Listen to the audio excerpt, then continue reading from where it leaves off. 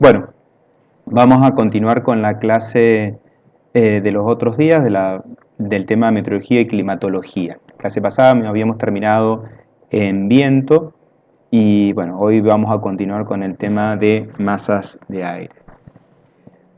Una masa de aire está constituida por un vasto volumen de aire cuyas propiedades físicas, es decir, fundamentalmente temperatura y humedad o contenido de humedad, son sensiblemente uniformes en sus extensiones, principalmente horizontal, mientras que presenta una brusca discontinuidad a lo largo de los bordes del contacto de esa masa de aire con, con el resto de aire vecino, es decir, con el resto de la atmósfera que limita con esa masa de aire. En cuanto a la magnitud, son magnitudes significativas, estamos hablando que su extensión horizontal ronda entre los 1000 y 5000 kilómetros, mientras que en vertical alcanza entre los 5 a 12 kilómetros. Es decir, estamos hablando de una gran masa de aire cuyas propiedades físicas, como habíamos dicho, de temperatura, fundamentalmente humedad, son relativamente constantes a lo largo de esa extensión. Las masas de aire se generan en lugares denominados zonas manantiales, que son regiones que presentan características similares respecto a radiación solar, aporte de humedad, calor a la atmósfera, es decir, son lugares donde generalmente son obviamente extensiones de la superficie terrestre, en donde estas condiciones permanecen uniformes. Entonces, si yo tengo una determinada cantidad de masa de aire que está relativamente quieta y durante un tiempo prolongado permanece en un lugar con estas características, las características de la superficie terrestre reinantes en ese lugar van a ser transferidas a esta masa de aire. Es ahí donde se generan entonces justamente lo que denominamos masas de aire, es decir, la masa de aire copia las propiedades de estas zonas manantiales. Son lugares que tienen condiciones o rasgos fisiográficos semejantes en amplias extensiones, como por ejemplo las regiones polares, tropicales, desiertos, océanos, etc. Generalmente estas zonas manantiales se ubican en latitudes medias, que es donde los desplazamientos horizontales del aire, es decir, los predominios de vientos, no son tan considerables. Es decir, por justamente este motivo que estamos hablando, que tiene que haber una permanencia de la masa de aire o de esta parte de la atmósfera relativamente en una situación estática o con desplazamientos muy pequeños para que pueda adquirir las propiedades de la región manantial. Es decir, si estamos de una masa polar, justamente estamos hablando de una masa de aire que se generó en los polos y que por algún motivo comienza a desplazarse e interactuar en ese desplazamiento con el resto de la atmósfera. Estas masas de aire se forman cuando una amplia extensión de la atmósfera se halla justamente en reposo, que es lo que estábamos diciendo, y se desplazan muy lentamente por encima de una región o zona manantial. Las masas de aire se caracterizan por su temperatura, como decíamos, y su contenido de humedad. Cuando la masa de aire abandona estas regiones manantiales, conserva en parte sus propiedades iniciales, es decir, como es una gran masa de aire, digamos que tiene como una gran inercia y al ir interactuando con el resto de la atmósfera no se va mezclando, sino que se mueve como un bloque que va desplazando al resto del aire circundante o vecino a la masa de aire. Si bien va perdiendo parte de sus propiedades, ya se va enfriando o calentando, dependiendo qué tipo de masa de aire se vaya desplazando, es decir, se va debilitando, ese debilitamiento es relativamente lento. Por eso se dice que conserva en parte sus propiedades iniciales. Aun cuando estas, como dice ahí, se van modificando en virtud de los intercambios energéticos y de vapor de agua. Cuando dos masas de aire se ponen en contacto, no se mezclan, es lo que estábamos diciendo. Y en ese contacto generan lo que se denomina una superficie frontal. En estas condiciones se mueven y accionan mutuamente de modo tal que la que avanza con mayor ímpetu hace retroceder a la otra masa de aire. Estos movimientos generan cambios de tiempo, por lo que cada masa de aire se puede caracterizar por un tipo de tiempo particular, ya sea bueno y cálido o por el contrario nublado, lluvioso y fresco. Por ejemplo, relativamente hace pocos días, 2 o 3 días, tuvimos, por ejemplo, el ingreso de una masa de aire frío, es decir, estábamos relativamente con temperaturas cálidas, elevadas para este periodo del año, y prácticamente en el transcurso de un día o medio día, esa temperatura descendió notablemente una vez y se generó en este cambio o en este ingreso de esta masa de aire frío, por ejemplo, se produjo un viento sonda, es decir, era una masa de aire fría proveniente del Pacífico. Por eso le antecedió al ingreso de esta masa de aire frío un viento sonda. Superficies frontales. Bueno, como decíamos recién, las superficies frontales son las superficies de contacto entre la masa de aire con el resto de la atmósfera o del aire circundante a la masa, es decir, es el lugar donde se produce el contacto de estas dos masas. La magnitud que establece el contraste de estas dos masas es en primer lugar la temperatura, por eso se producen generalmente cuando avanza un frente de aire, que sería la superficie frontal, se puede apreciar un cambio de temperatura relativamente brusco en un transcurso de tiempo relativamente corto. Bien, dependiendo de la masa de aire que avance, si esta es fría o cálida, podríamos estar hablando del avance de un frente cálido o el avance de un frente frío, ¿sí? El equilibrio entre ambas masas exige que la fría se encuentre por debajo de la cálida formando una cuña, es decir, como el aire frío es más pesado que el aire cálido, siempre el aire frío se va a ubicar abajo de la masa cálida. Si la masa cálida es la que avanza, es decir, si lo que está avanzando es una masa de aire caliente, es decir, que se está desplazando un frente cálido, la masa de aire cálida va desplazando a la fría y la cálida se va montando por encima de la fría.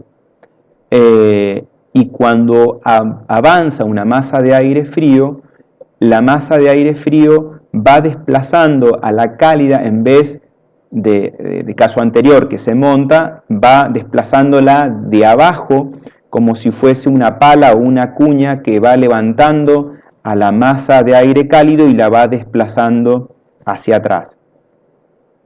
Ya vamos a ver, hay unas imágenes que van a ser un poco más ilustrativas de lo que estamos explicando.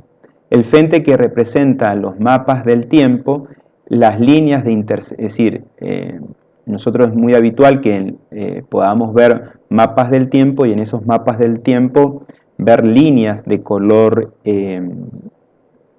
rojas y líneas de color azul que estarían marcando justamente estos frentes. Si el frente es cálido se marca con una línea roja y si el frente es frío se marca con una línea azul.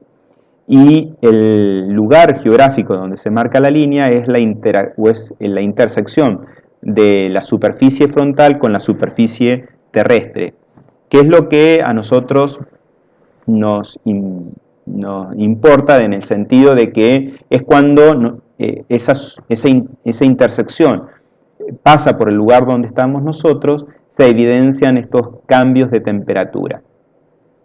Acá en esta imagen estamos, por ejemplo, viendo un frente frío, es decir, vemos que el frente frío, que sería este de acá, avanza, ¿no es cierto?, y va desplazando a la masa de aire caliente hacia atrás con un efecto de cuña levantándola, justamente porque la masa de aire frío es más pesado que la masa de aire cálido, como estábamos hablando.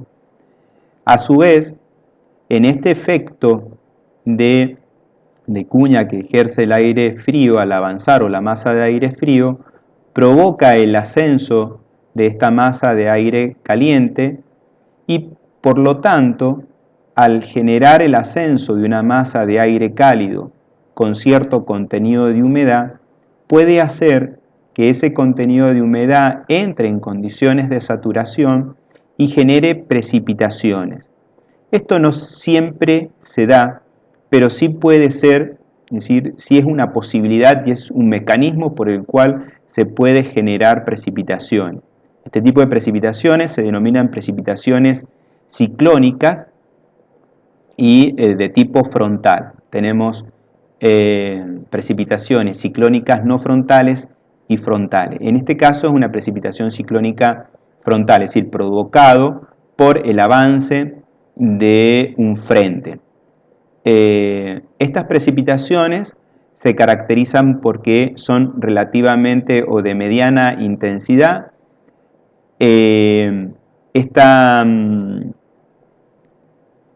Digamos, estas circunstancias que son de mediana intensidad se obedece a que la superficie frontal es realmente empinada, ¿sí?, con una relación que puede rondar entre a 1,30 a 1,50, ¿sí?, y la zona donde se generan precipitaciones son aproximadamente unos 80 kilómetros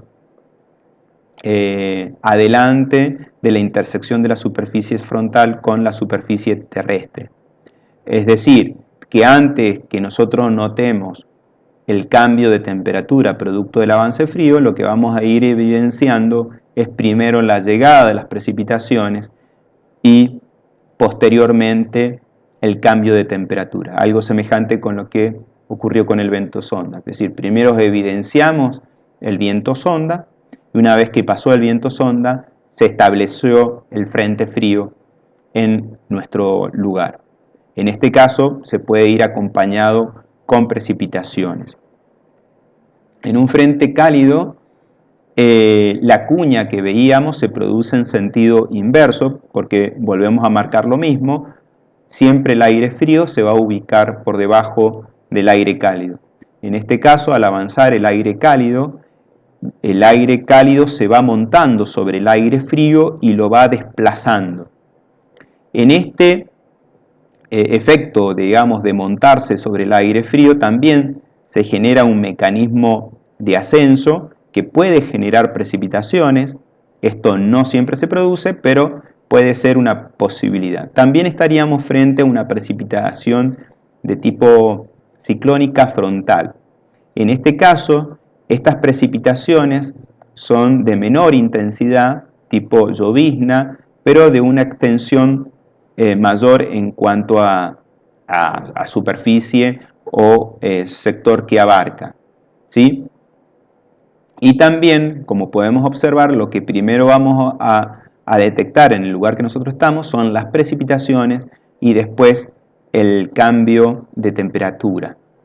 Estas precipitaciones son de menor intensidad, dado que la superficie o la inclinación de la superficie frontal no es tan empinada como en el caso de un avance de un frente frío, ¿sí? Bueno, bien. Frentes estacionarios. Frentes estacionarios son aquellos frentes, como dice la palabra, que están quietos o inmóviles, y es, bueno, cuando yo tengo una masa de aire que está quieta y que no se está desplazando. En esas circunstancias estoy teniendo una superficie frontal que se mantiene inmóvil o quieta.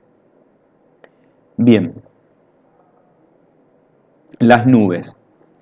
Las nubes son o están constituidas, ¿sí?, por minúsculas partículas o gotitas de agua que están en suspensión. Es decir, una nube es un sector de la atmósfera que se encuentra en condiciones de saturación. No se entiende bien por qué, no hay todavía una explicación, pero es un sector de la atmósfera que se encuentra en condiciones de saturación y que convive con con otro sector de la atmósfera o con otra porción de la atmósfera que no se encuentra en condiciones de saturación. Es decir, está la nube que está en condición de saturación e inmediatamente el entorno que rodea la nube que se encuentra en condiciones de no saturación. Por lo tanto, la nube está simplemente en una lucha de supervivencia en agua que se pierde, ¿no es cierto?, y se incorpora a la masa de aire o al aire vecino a la nube, y humedad que ingresa a la nube. Por lo tanto, las nubes están en constante evolución, lo que se designa como en la realidad una delimitación de un proceso físico. Para que se puedan formar las gotas de agua, es necesario que existan núcleos de condensación, que son pequeñas partículas que están suspendidas en el aire, partículas físicas, a partir del cual el vapor de agua puede condensarse y formar la gota. Si la gota tiene un tamaño lo suficientemente grande como para poder vencer las fuerzas digamos, aerodinámicas del aire o de resuspensión del aire, esa gotita va a poder caer por el propio peso, por la acción de la gravedad, y va a salir de la nube y va a empezar entonces a interactuar con el aire de la atmósfera que no está en condiciones de saturación. Por lo tanto, esa gotita, a medida que va cayendo, va a ir perdiendo o se va a ir evaporando. Si es lo suficientemente grande, esa gota va a poder llegar a la superficie terrestre, y si no, se va a evaporar antes de llegar. Entonces, para que se puedan generar las nubes, es necesario que se produzca algún mecanismo por el cual se genere un enfriamiento significativo de un determinado contenido de aire. Esto generalmente se produce a partir de un ascenso brusco. Por lo tanto, todos los mecanismos de generación de nubes o precipitaciones están ligados a ciertos mecanismos de ascenso. Por ejemplo, como las precipitaciones orográficas, es decir, aquel ascenso de una masa de aire que se produce a partir de la colisión de esta con una barrera orográfica, es decir, una montaña, una serranía. También podemos tener ascensos a partir de, digamos, centros de alta y baja presión, que serían los mecanismos ciclónicos, que estábamos viendo, por ejemplo, a partir de la movilización de masas de aire, es decir, a partir del contacto de superficies frontales, a partir del ascenso vertical de una zona de baja presión, que también sería una ciclónica no frontal, y ya vamos a ver más adelante tormentas de tipo convectiva o formación de precipitaciones de tipo convectiva, es decir, donde el mecanismo de ascenso de la masa de aire es producto de una circulación convectiva, similar a cuando nosotros ponemos una pava o la circulación del agua que se produce cuando ponemos una pava a hervir donde se produce una circulación del fluido de tipo elíptica, ¿no es cierto?, que en un sentido va de abajo hacia arriba y en el otro va de arriba hacia abajo, dado que siempre el agua que va a estar en caliente o más caliente en contacto con la llama, intenta subir, se enfría, al enfriarse pesa más que la que está más caliente y así va alimentando un movimiento de este tipo. Eso es una circulación convectiva, lo mismo se genera también en la atmósfera y es un mecanismo por el cual también se generan precipitaciones. Acá tenemos un pequeño detalle o catálogo de distintos tipos de nubes. Lo pongo acá en consideración no para entrar capaz en el detalle específico de cada una de ellas, pero sí a veces es bueno tener algunas nociones como para poder entender cuáles aquellas que tienen, digamos, mayor o menor capacidad de generar precipitaciones. Por un lado tenemos las nubes que están ubicadas a mayor altura. Estas nubes no están formadas por gotitas de agua, sino están formadas por cristales de hielo que están suspendidas. Al estar tan elevada, la temperatura es muy baja y en vez de producirse la condensación, se produce la cristalización. Esas nubes son las que vemos como un pequeño velo y que generalmente al atardecer toman una tonalidad anaranjada. Eso es producto de que están compuestas por hielo y no por agua. Después podemos distinguir los tipos de nube denominados estratos, que podemos tener altos estratos, estratos cúmulos, ¿sí?, que son nubes que, como lo dice la palabra, bueno, en este caso pueden estar a distinta altura, pero los estratos son justamente como una gran cobertura, un estrato casi uniforme y continuo que abarca una gran extensión y que lo vemos justamente como dice la palabra, como si fuese una capa, como si fuese un estrato. Como no tienen un espesor significativo, generalmente generan más bien lloviznas y precipitaciones ligeras de no muy alta precipitación. Generalmente la que nosotros podemos evidenciar son aquellos estratos de baja altura, que son los que generan principalmente las lloviznas. Después tenemos los cúmulos, que son aquellas nubes más esponjosas o que la vemos como algodón. Podemos tener también a distintas alturas. Esas ya son nubes que generan precipitaciones de mediana a alta intensidad.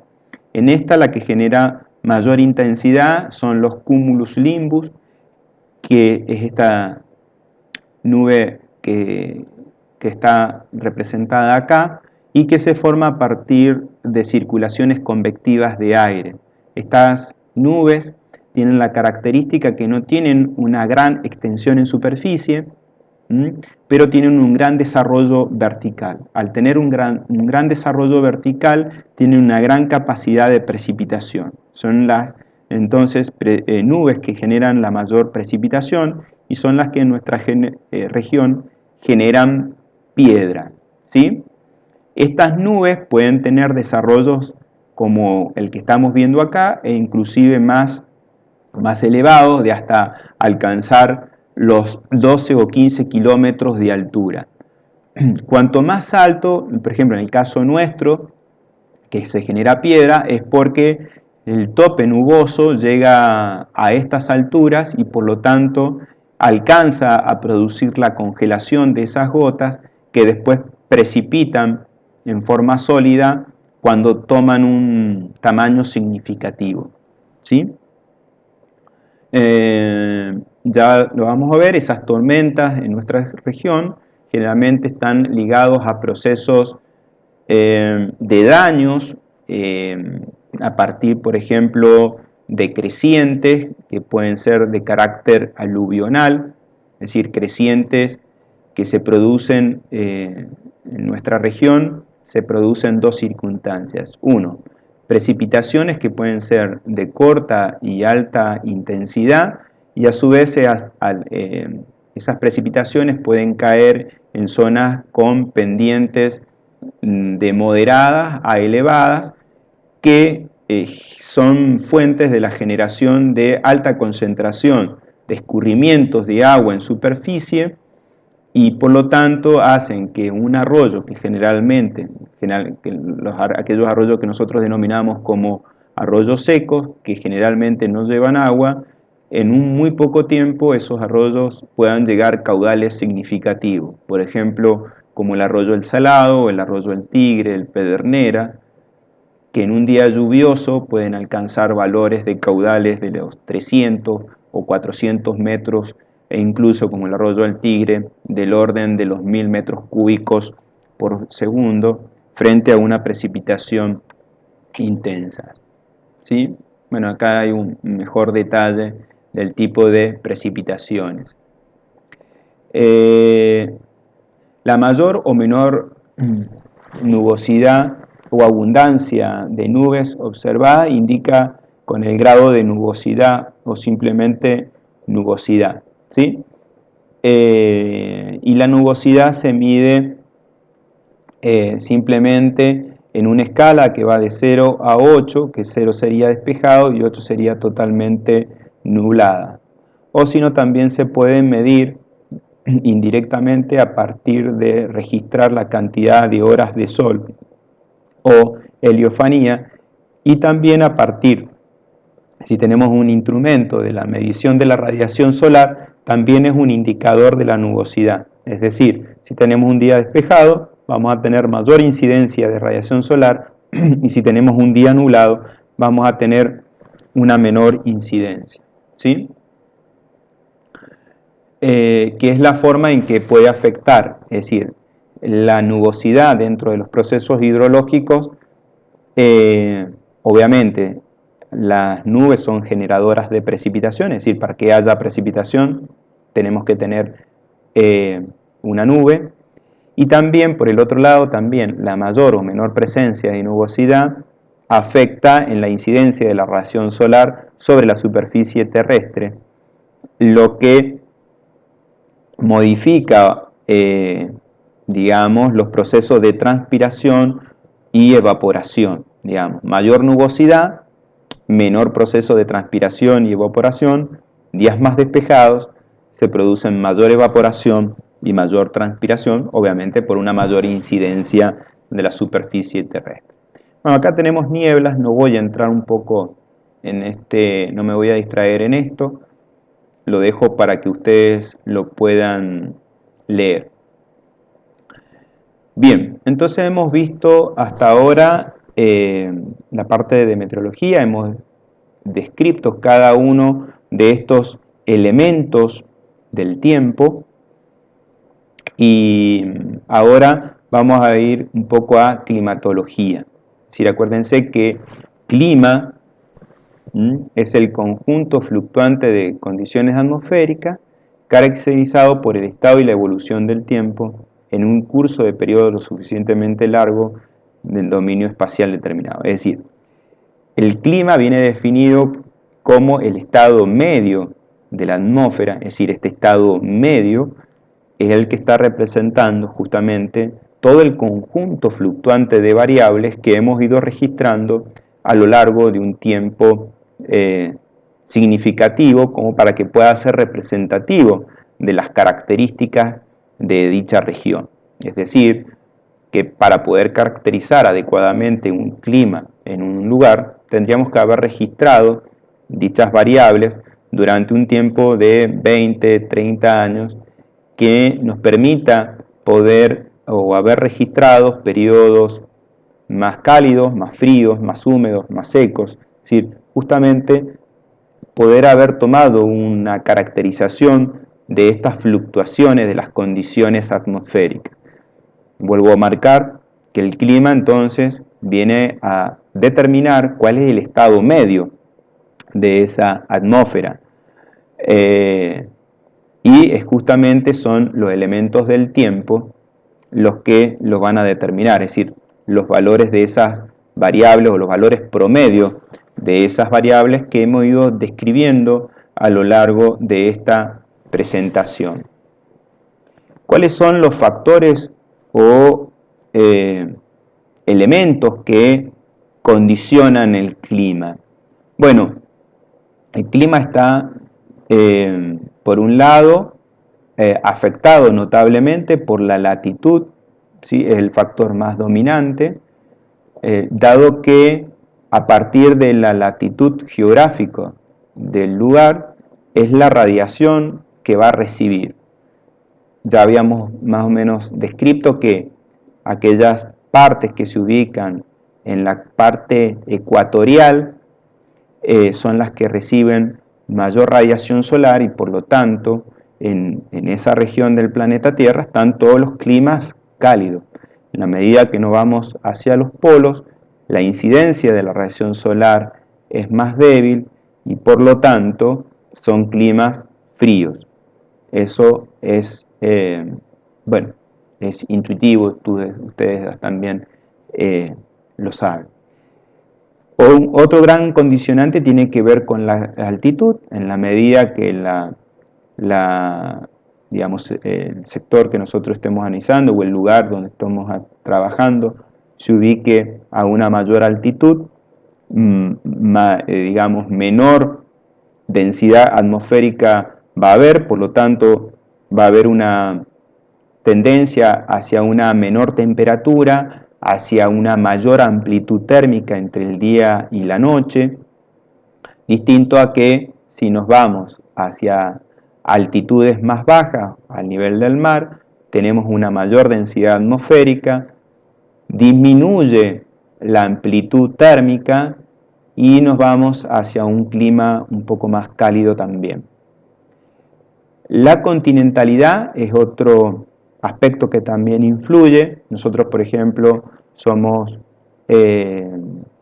una provincia que no colinda directamente con un océano, por lo tanto tenemos escasa presencia de humedad en el ambiente y a su vez tenemos también una mayor amplitud térmica por varios motivos. Bueno, por un lado porque estamos a una altura relativamente elevada, tampoco es significativa, pero estamos relativamente elevada. Por el otro lado, al tener bajo contenido de humedad, nuestra atmósfera, porque estamos lejos de los océanos, se manifiesta en una mayor amplitud térmica. También el otro factor que juega en el mismo sentido tiene que ver que al estar lejos de los océanos sirven como elemento de capturar energía y liberar energía, es decir, capturar energía en los días muy cálidos y liberar energía en los días más fríos, es decir, hace un efecto de amortiguación. Ese efecto de amortiguación tampoco lo tenemos y por ser también una zona semidesértica tampoco tenemos vegetación que actúe en ese sentido. Si tenemos todos los condicionantes para tener un clima con inviernos bien marcados, veranos bien marcados y amplitudes térmicas significativas entre el día y la noche. Otro condicionante del clima tiene que ver con la orografía, y esto es un condicionante fuerte también del clima en Mendoza, dado de la presencia de la cordillera de los Andes en nuestra provincia, que bueno, condiciona también el clima a impedir el acceso de la humedad desde el Pacífico. Si generalmente todas las masas de aire, de humedad que pueden venir del Pacífico y traspasan la cordillera, ya pierden la mayoría de su humedad y se manifiestan como viento sonda en nuestra zona. Y la precipitación que provoca queda principalmente manifiesta como acumulación nívea en alta montaña. también es otro fuerte condicionante de nuestro clima y hace que seamos una provincia semidesértica. Si nosotros nos fuésemos en línea recta hacia el Pacífico, hacia la costa o hacia la zona chilena, pues el clima en esa región es mucho más húmedo que el nuestro, semejante al de la provincia de San Luis o parte de La Pampa con el régimen de precipitaciones. Es decir, fíjense cómo a partir de una barrera condiciona el clima. Es decir, si no estuviese la cordillera, nosotros tendríamos un clima bastante más húmedo del que tenemos. Bueno, la vegetación actúa en la misma forma que accionan los océanos, es decir, absorben energía en los días muy cálidos y liberan energía en los días muy fríos, es decir, actúan a partir de un efecto de amortiguación. Los regímenes de viento en altura tienen que ver con, ya vamos a ver un video cuando termine esta presentación de PowerPoint.